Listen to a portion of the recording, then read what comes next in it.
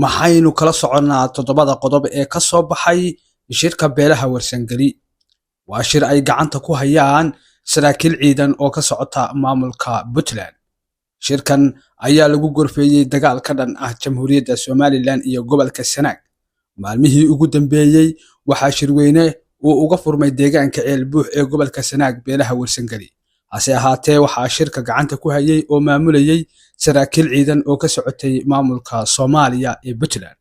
Toddoba qodob ayaa ka soo baxay gunaanadka shirka oo maanta soo baxay, kuwaas oo u dhignaa shirku wuxuu guddoonsaday in ku dhaqanka shareecada islaamka ay u tahay marjac wax kasta oo laga wada hadlayo, isla markaasna shirku wuxuu go'aamiyey midnimada beelaha warsangeli in ay tahay muqadas.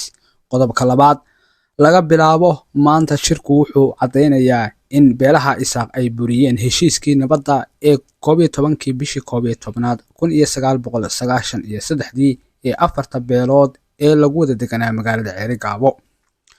Qodobka saddexaad, shirku wuxuu go'aamiyey in si buuxda oo mug leh loo difaacdo dadka deegaanada iyo hantida beelweynta warsangeli, gaar ahaana degmada Ceerigaabo.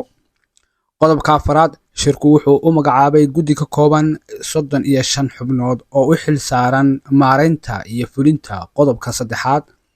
Qodobka shanaad, shirku wuxuu caddeynayaa dhammaan waxyeelooyinkii ka dhashay gaboodfalladii Somaliland iyo maleeshiyaadka beelaysani waa sida loo dhigay ay ku beegsadeen bulshadii ka soo jeeday beelaha harti in ay iyagu qaadanayaan mas'uuliyadda awaaqib xumada ka dhalata arrintaasi.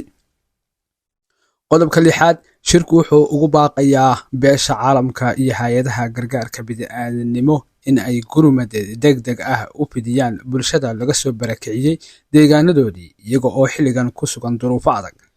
Qodobka toddobaad, ugu dambeyn, suldaanka guud ee beelaha warsangeli Suldaan Siciid Suldaan Cabdisalaan wuxuu ku baaqay in 15 bisha labaad ee soo socota ee sanadkan 2025 shirweyne ay isugu yimaadaan beelweynta warsangeli magaalada Ceelbuux, kaas oo looga arinsanayo aayahooda mustaqbalka.